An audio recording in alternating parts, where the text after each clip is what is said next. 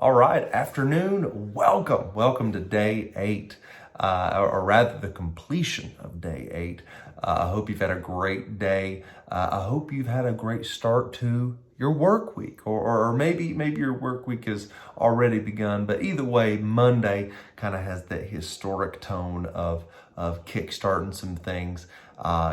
Getting out of the weekend and getting into that traditional work week. But anyways, here we are, first of a new week, beginning again, if you will. That's something that's interesting and amazing about this journey is we're learning the rhythms and patterns of life in even a more succinct way. I know I look forward to Mondays because Mondays are the days in which we begin again. We make new plans, even new micro goals for this week. Every day is even smaller goals, right? But there is something powerful about Monday being able to lay out a full week. But anyways, we've completed 7 days, and we are continuing this journey of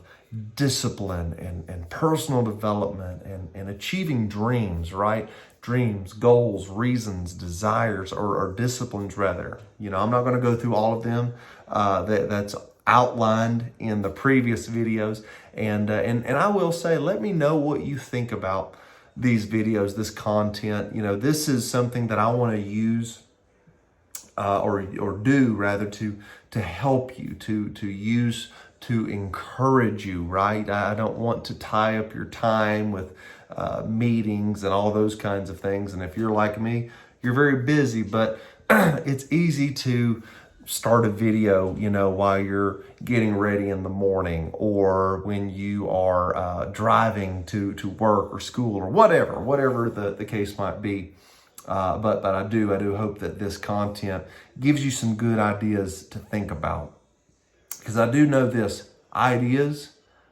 when you consume ideas, that's the beginning of change. That's the beginning of starting a new thing, right? New ideas that motivate, ideas that inspire, right?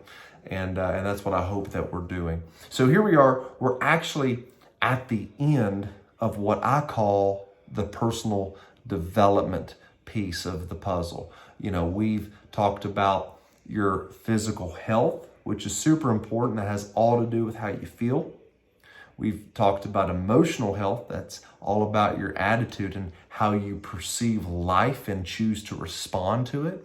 And then yesterday we had fun talking about intellectual health, that ability to be a learner, a lifetime learner, and developing skills and growing in knowledge to be able to add value to different arenas of your life. And now here we are at could be the most important, and some of you might even wonder, well, why wouldn't we have started here? Well, it's because to get here, I believe you really have to kind of dive through these different layers to get down to the core. Again, it goes back to that why exercise where you continue to ask why, and you get closer in on what you're trying to achieve. But this is all about spiritual health now. Spiritual health. Now, I'm an unashamed, gospel-believing, Jesus-loving disciple. I love the Lord. I'm just amazed that the good news of Jesus Christ is available. And I'm not actually going to go that route with this because the faith that I have in the Lord. In fact, if you want to know more about my faith or some questions about Jesus, I'd love to talk to you about that. I really would. You can message me. You can do all that stuff. But I want to relay something that, again, is connected to my faith, but it's a spiritual element that is maybe a little more philosophical to a degree. And here's what I mean by that. So I want you to track with me on this one, okay, when it comes to spiritual health. Because the truth of the matter is, your spiritual health has all to do with your identity. It's who you really are. It's having a congruent inner person and outer person, because the two are supposed to be the same. But if you have experienced life and have felt the pressures of life, you know that sometimes who we are, really who we are, and who we betray ourselves to be, it's not the same person. We are not consistent with our identity. I'll tell you this, sometimes unfortunately, we are bound to behaviors because we have yet to change our identity.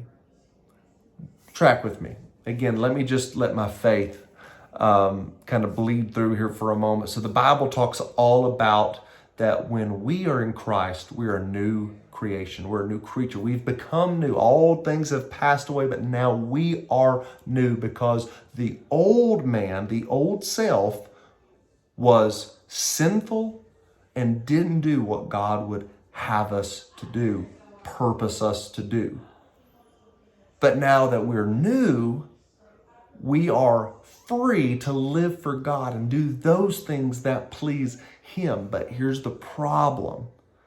We are a new person in an old reality.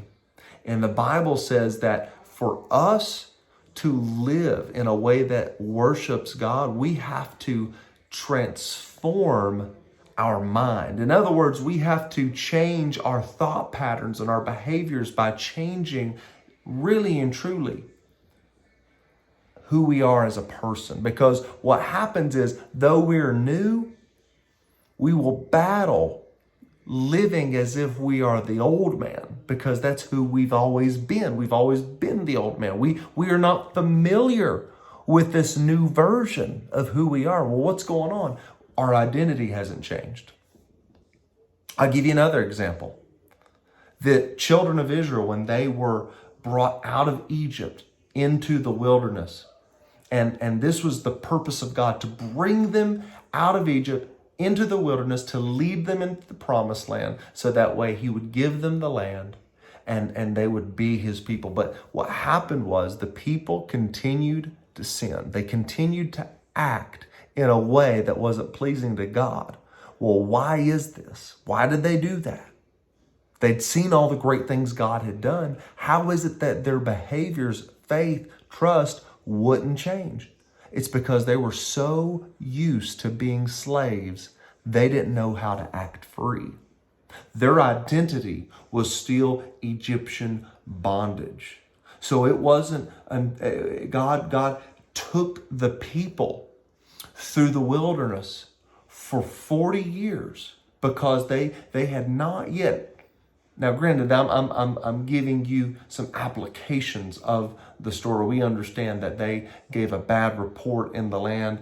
This is all in the Old Testament if you're not familiar with the Bible. But bottom line is, God had them walk in the wilderness, wander in the wilderness for 40 years, or until the old generation that did not believe Him died out, and this new generation that had only known freedom was then ready to take the land. See, there's some things spiritually, beliefs, ideas, identity, that will hold you back from becoming who God has made you to be if you are not working on your spiritual health. And when I say your spiritual health, what I'm saying is you have to begin to take time to discover and develop who you really are. Not the ideas that you've allowed to be projected onto you. Not even the doubts and disbeliefs that you have about yourself. But this is where you have to have true faith in the future that you have.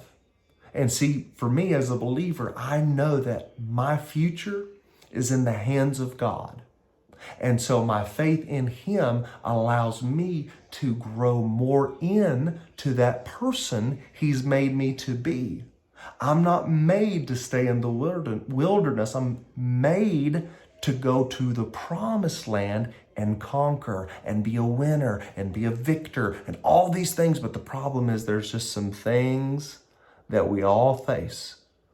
Old ideas, limiting beliefs, things that literally we are taking with us. And if we're not even careful, we're putting on our children. These generational curses, these ideas that we hold with us, this idea of, well, my life will always be like this. People like us do things like this. Yet, if you were honest with yourself, those desires that we talked about at the beginning, they're contrary to the person or identity that you have right now. So how is it that I can cross the chasm? What has to happen in order for me to acquire the things that I desire? You have to change your identity.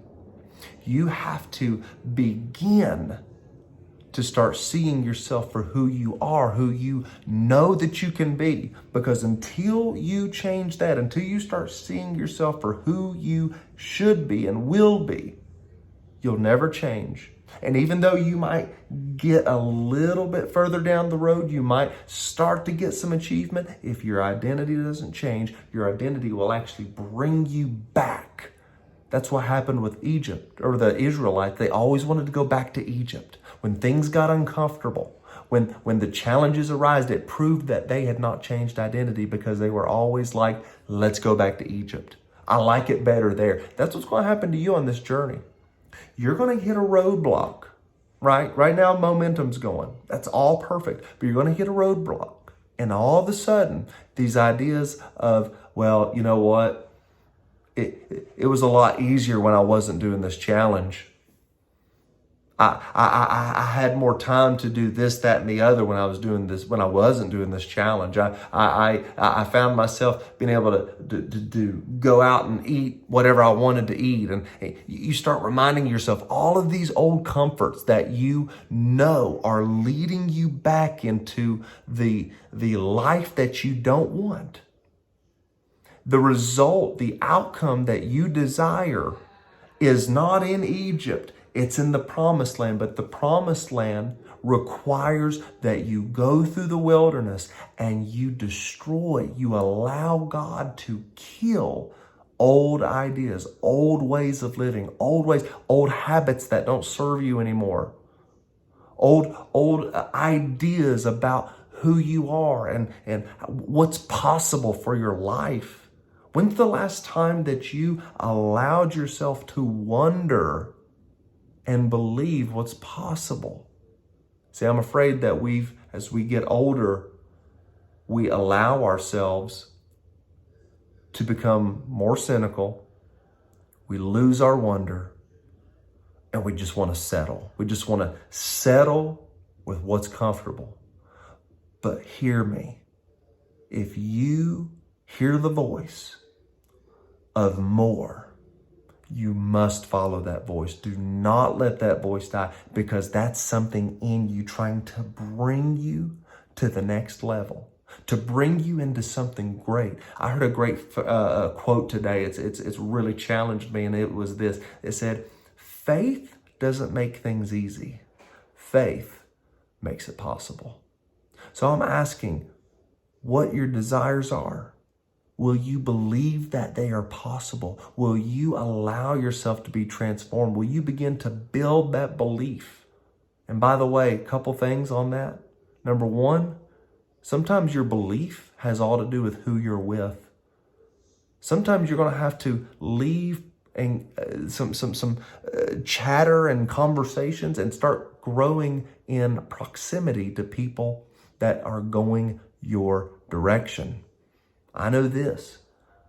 If you want to be positive, you need to be with positive people. You will act like those around you. So that's one way to help you change your identity. Another is just like this. It's a challenge. It's a wilderness experience where you literally put yourself out there to get uncomfortable for a certain period of time and to push yourself further towards who you should be, to change drastically your behaviors, your ideas, your thinking, to disrupt. Literally, a disruption will change your life. And that's what we're doing. This 21-day challenge, it's a disruption into what you've always done. And hopefully what you're doing is you're beginning to believe a little bit more every day that what you desire, it is possible. And that you are a person worthy of it. In fact, you were created for this. You were purposed for this. You were destined for this. But until you believe it, you'll never achieve it. It's impossible. This is a layer beyond attitude. Anybody can fake a good attitude. Anybody can be positive. But to actually possess belief, to change who you are, that's a different subject. And that's what I want you to really focus on. That is the core essence of this moment of personal development is, are you becoming the person that you know you can be? That person that is kind, that is healthy, that is successful, that leaves impact for your family and your church and your community, right? Oh, I can't do, I'm just a little old me. No. You are someone that God can use. Understand, it's not about you. That's the essence of humility that is required on this journey. You must understand this journey, it's for you, but not about you. And so the quicker that you submit yourself to the process, to the journey, allowing yourself to be transformed, the better it's going to be and the faster you're going to get there. Anyways, I didn't mean to, this video's a little bit longer. I could talk about this a lot because this is the core. This is it right here. I know what it's like. In fact, what happens is when you don't get your identity right, you have what I call false starts. And by the way, that's not something that I came up with. A mentor of mine, it's changed my life to recognize that it's totally normal to have a false start in life, right? You get it going, you start some forward progress, and then you kind of fall back a little bit. Well, what happened? There's a part of who you are that has not changed yet, so you kind of false start. It's not in sequence. That's why in football, false start is when the team isn't in alignment, right? They're not in sequence. Somebody made a move incorrectly and it causes you a penalty, but it doesn't cost you the game. At least in most cases, right? It's not like that one false start and the team, says, well, the game's over. Let's go to the locker rooms. No, it's a penalty. Take the penalty and run the play. But this time, run it the way it's supposed to be ran. Do it the way it's supposed to be done. Have the discipline to get back on that line, the humility to admit that we messed up, but we're moving forward. All these things, it's defining moments for you.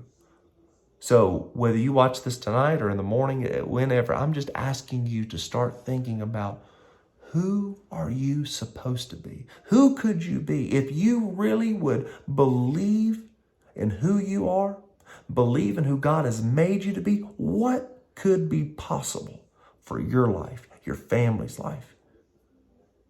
It's a great question, and I hope it finds you well. Anyways, have an awesome day. We'll catch you tomorrow as we start a new topic, right? I'm very excited to talk about it with you, and it's going to be a little bit different, but I look forward to it. Have an awesome evening.